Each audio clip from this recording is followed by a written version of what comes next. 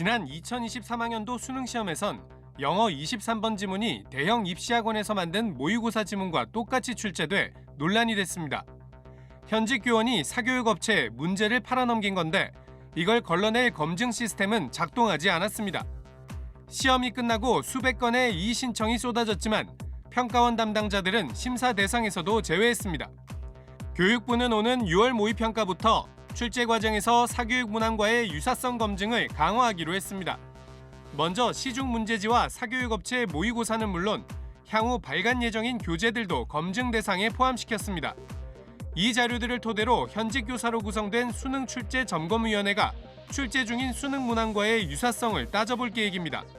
시험이 끝난 뒤에도 이의 신청 심사 기준에 사교육 연관성을 추가하고 역시 현직 교사로 구성된 위원회의 검증을 거쳐 시험 공정성 저해 여부를 확인합니다.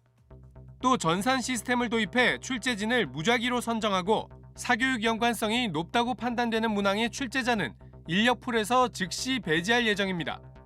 한편 한국교육과정평가원은 올해 수능에서 킬러 문항을 배제하되 적정 난이도를 유지하겠다고 약속했습니다. 수능 문항 출제는 공교육 과정을 벗어나 소위 킬러 문항을 배제하면서 적정한 변별력을 확보하겠습니다. 2025학년도 대학 수학능력시험은 오는 11월 14일 치러집니다. EBS 뉴스 황대현입니다. 지난 2023학년도 수능 영어 23번 문항, 캐스 선스타인 하버드대 로스쿨 교수의 책 79페이지에 나온 너무 과한 정보, 이른바 TMI에 대한 내용에서 지문을 따왔습니다. 그런데 수능 직후 이의 신청 게시판엔 해당 문제가 유명 입시학원의 스타 강사가 제공한 모의고사에 그대로 나왔다는 글들이 줄을 이었습니다.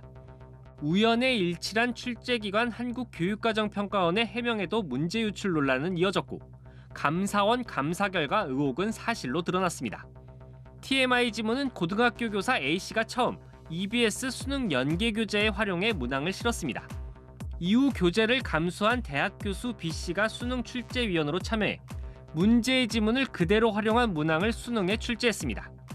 문제는 비슷한 시점에 A 교사와 친분이 있던 C 교사가 스타 강사 D씨에게 역시 같은 지문을 활용한 문항을 제공했고 수능 한 달 앞서 사설 모의고사에 TMI 지문이 실리게 된 겁니다. 평가원은 이 과정에서 사설 모의고사 문항을 제대로 걸러내지 못했고 이후 이의심사 절차에서도 이의심사위원회에 상정조차 하지 않았습니다.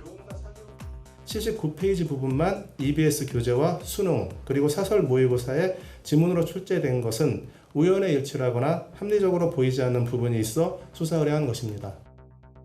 수능 검토위원 경력이 있는 교사가 다른 교사들을 포섭해 일종의 문항 공급 조직을 만드는 알선책 역할을 맡은 정황도 감사 결과 드러났습니다. 알선책을 맡은 교사와 수능 모의평가 출제 검토위원 경력의 교사 8명은 5년간 2천여 개 문항을 사교육업체에 제공하고 6억 6천만 원의 대가를 챙겼습니다. 이 밖에 출판업체를 세워 현직 교원 35명을 문항 제작진으로 운영한 교사 등 사교육과 유착해 문제를 조직적으로 제공한 다수의 사례들이 적발됐습니다. 감사원은 현직 교사 27명을 포함한 관련자 56명을 청탁금지법 위반과 업무방해, 배임 수증죄 등의 혐의로 경찰청에 수사 요청했습니다. EBS 뉴스 송성환입니다. 이번 감사에서는 또 이 교사들과 사교육 업체 사이의 문항 거래의 정황도 다수 확인됐다고요. 네, 이번 감사에서는 이 현직 교사들과 사교육 업체 사이의 문항 거래가 조직적으로 이루어졌다는 사실들이 확인이 됐는데요. 마치 피라미드 조직처럼 움직였다는 게 감사원의 설명입니다.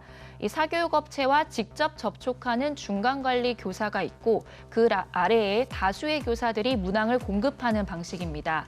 이 중간관리자 한 명이 수십 명의 교사를 관리한 사례도 확인이 됐습니다. 좀 구체적으로 살펴보면요. 이 고등학교에서 근무하는 A 교사는 2018년부터 사교육 업체와 문항 거래를 해오다가 아예 자신의 부인과 함께 출판업체를 차렸습니다.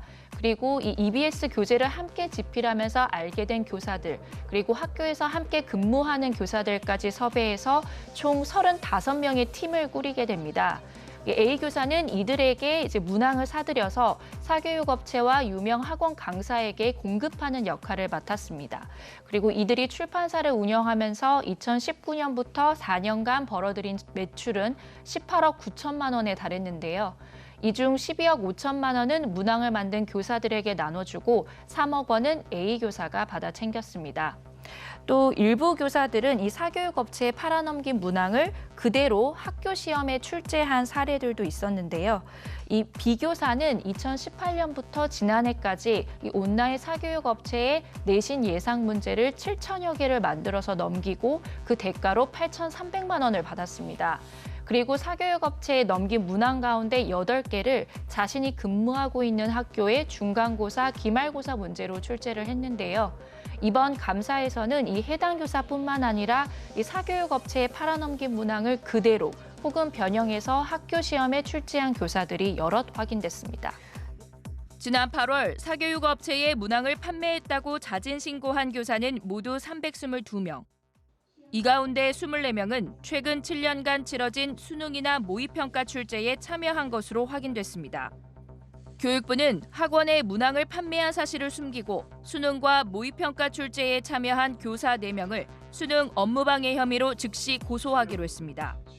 출제위원은 최근 3년 동안 상업용 수험서를 집필한 경력이 없어야 하는데 이를 숨기고 출제에 참여했기 때문입니다. 무엇보다 공정의 가치가 중요한 시험을 사교육 카르텔이 훼손하는 일은 더 이상 용납되어서는 안 될 것입니다. 정부는 위법 행위가 확인된 교사들에 대해 관련 법령에 따라 단호하고 엄정한 조치를 취하기로 하였습니다. 또 출제에 참여한 이후 사교육업체에 문항을 판매한 22명도 수사 의뢰합니다. 청탁금지법 등에 따른 의무를 위반했다는 이유에서입니다. 교사들로부터 문항을 사들인 사교육업체도 같은 혐의로 수사를 받게 됐습니다. 여기엔 유명 일타 강사와 대형 입시업체도 포함된 것으로 알려졌습니다. 교육부는 앞으로 수능 출제진을 꾸릴 때 사교육업체와 문항을 사고 판 교사를 배제하기 위한 대책을 마련하겠다고 밝혔습니다. 내년 수능 시험 및 모의평가부터는 사교육업체에 문항을 판매한 자의 출제 참여를 원천적으로 배제하기 위한 제도 개선 방안을 하반기 중에 마련하여 시행할 계획입니다. 한편 수능 모의고사 문항을 만드는 사교육업체가 병역 특례업체로 지정된 사실도 드러나 해당 업체를 고발하기로 했습니다. EBS 뉴스 이상미입니다. 지난 2주 동안 사교육 카르텔 부조리 신고센터에 접수된 신고는 325건입니다. 이 가운데 50건은 사교육업체와 수능 출제진 사이에 유착이 의심된다는 신고였습니다. 교육부는 앞서 지난 3일 이 가운데 2건을 수사 의뢰했는데 오늘 2건을 추가로 경찰에 넘겼다고 밝혔습니다. 수사는 대형 입시학원 강사가 수능 관련 출제 경험을 가진 현직 교사들로부터 문항을 사들여 교재를 제작했는지 여부 등을 집중적으로 따져볼 예정입니다. 그간 은폐되어 왔던 사교육 카르텔과 부조리가 국민 여러분의 다양한 신고로 이제 수면 위로 드러나고 있습니다. 교육부를 비롯한 유관부처와 기관은 모두 힘을 모아 끝까지 추적하며 학생들에게 교습비와 학원 교재, 모의고사를 묶어서 구매하도록 강요하거나 허위 과장 광고가 의심되는 14건에 대해서도 추가로 공정거래위원회에 조사를 요청했습니다. 이로써 공정거래위원회에 조사를 요청한 건은 모두 24건으로 늘었습니다. 한편 교육부와 시도교육청은 집중 신고 기간 동안 25개 학원을 합동 점검하고 학원법을 위반한 사례들을 적발해 시정명령 등의 조치를 내렸습니다. 교육부는 집중 신고 기간이 끝난 이후에도 신고센터를 계속 운영하고 공정거래위원회와 경찰청 홈페이지에 별도의 신고 창구를 만들어 신속하게 대응할 예정입니다. 하반기에 예정된 수시 전형, 논술 면접, 예체능 실기 등 대입과 관련된 사교육 카르텔 부조리에 대해 긴장의 끈을 놓지 않고 적극 대처하겠습니다. 또 끼워 팔기식으로 교재 구매를 강요하거나 교습비 기준보다 높게 학원비를 받는 문제에 대한 개선 방안을 올해 안에 마련할 계획입니다. EBS 뉴스 이상미입니다.